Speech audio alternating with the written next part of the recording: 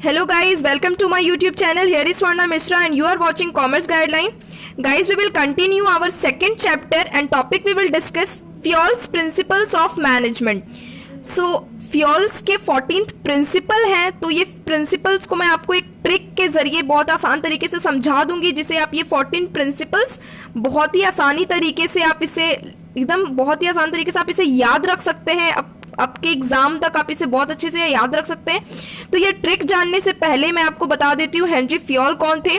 Henry Fayol France के रहने वाले थे। उन्होंने फ्रांस में जन्म लिया था 1841 में और उन्होंने डिग्री ली थी इंजीनियरिंग में, यानी कि उनका जो प्रोफेशन था वो माइनिंग इंजीनियर था, ठीक है, जिसकी डिग्री उन्होंने 1860 में ली थी। ओके, तो चलिए हम लोग अपना प्रिंसिपल शुरू करते हैं। तो मैं आपको एक स्टोरी सुनाऊंगी, जिसमें ये स्टोरी सुनने के बाद आपको ये सारे 14 प्रिंसिपल्स सारे कवर अप हो जाएंगे।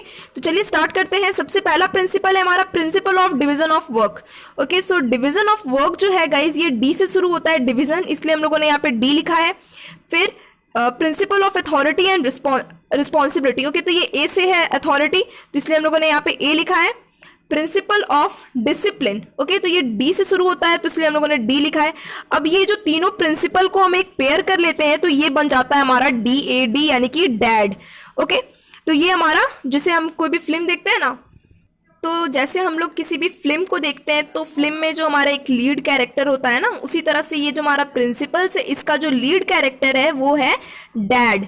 ठीक है, जो ये कैरेक्टर हम लोगों ने तीनों प्रिंसिपल्स को पेयर करके बनाया है वो है डैड। ओके, उसके बाद हमारा क्या है principle of unity of command. तो ये यूनिटी यू से शुरू होता है, इसलिए हम लोगों ने यू लिखा है। Principle of unity of direction, फिर से ये यू से शुरू होता है, इसलिए हम लोगों ने यू लिखा है। उसके बाद subordination of individual interest to general interest. Okay, तो ये सबॉर्डिनेशन जो वर्ड है वो एस से शुरू होता है, इसलिए हम लोगों ने एस लिखा है। तो ये तीन जब हम प्रिंसिपल्स को पेयर अप कर लेते हैं, ये तीनों प्रिंसिपल को पेयर करके क्या बन जाएगा US। ओके, US, यानी कि जोड़ से जब हम US बोलेंगे ना तो ये हो जाएगा WS। ओके, तो ये स्टोरी में हमारा जो अब ट्विस्ट आता है कि जो हमारे डैड हैं वो गए हुए हैं US।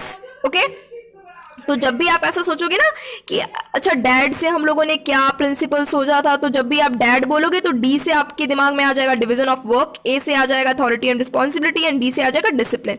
ओके, तो ये हो गया, तो डैड गए हमारे US। अब देखते हैं, आगे बढ़ते हैं। अब जो हमारा 7th प्रिंसिपल है वो क्या है principles of remuneration of person, यानी कि रेम्यूनरेशन जो है वो R से शुरू होता है। अब है principle of centralisation and decentralisation, इसलिए हम लोगों ने C लिखा है। प्रिंसिपल ऑफ स्केलर चेन, तो स्केलर जो है वो S से शुरू होता है, तो इसे भी हम लोगों ने पेयर कर लिया, तो ये बन जाता है RCS। ओके, तो अब मैं आपको बताती हूँ आपको क्या समझना है स्टोरी में। ठीक है, डैड हमारे US गए और US में उन्होंने एक टीम खरीदी है जिस टीम का नाम है RCS।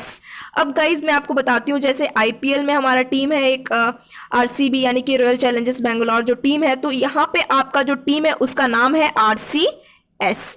तो आपके डैड US में उन्होंने एक टीम खरीदी है जिसका नाम है RCS। ठीक है, R for remuneration and person, C for centralisation and decentralisation and S for scalar chain. Okay, अब आगे बढ़ते हैं। Principle of order. ओके, तो यहाँ पे हम लोगों ने O लिखा है। प्रिंसिपल ऑफ इक्विटी, इसलिए E लिखा है। Principle of stability of tenure, इसलिए हम लोगों ने S लिखा है। तो ये पेयर करके क्या बनता है OES। ओके, तो फिर से हम लोग इसे भी स्टोरी में ऐड कर लेते हैं। डैड हमारे US गए हैं, उन्होंने वहां पे दो टीम, अब दो इसे हम दो टीम समझ लेते हैं, दो टीम खरीदी है RCS एंड OES।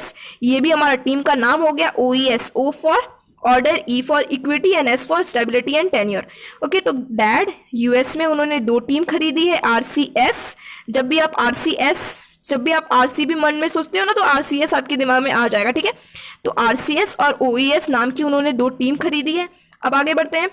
अब जो हमारा 13वां प्रिंसिपल है वो क्या है प्रिंसिपल ऑफ इनिशिएटिव। तो देखिए, अब 14th प्रिंसिपल क्या है principle of Sprite D corps, यानी कि इसलिए ई से शुरू होता है तो हम लोगों ने ई लिखा है। अब देखिए गाइज यहाँ पे कैसे हम लोगों ने इसे भी स्टोरी में ऐड कर लिया है। डैड हमारे US गए हैं, US में उन्होंने दो टीम खरीदी है जिस टीम का नाम है RCS एंड OES, और उस दो टीम के कैप्टन को हम कह सकते हैं इसे पेयर करके हम लोगों ने आई कर रखा है, ठीक है। यानी कि दो कैप्टन जो है उनका नाम आई है, आई से इनिशिएटिव एंड ई से स्प्राइट डी कॉर्प्स। ओके, तो गाइज ये हम लोगों ने 14 प्रिंसिपल को कितने आसानी तरीके से कवर कर लिया है। अब बस आपको एक चीज रिमेंबर करना है कि हमारे हेनरी फ्योल के 14 प्रिंसिपल्स है जिससे हम लोगों ने स्टोरी में बांट लिया।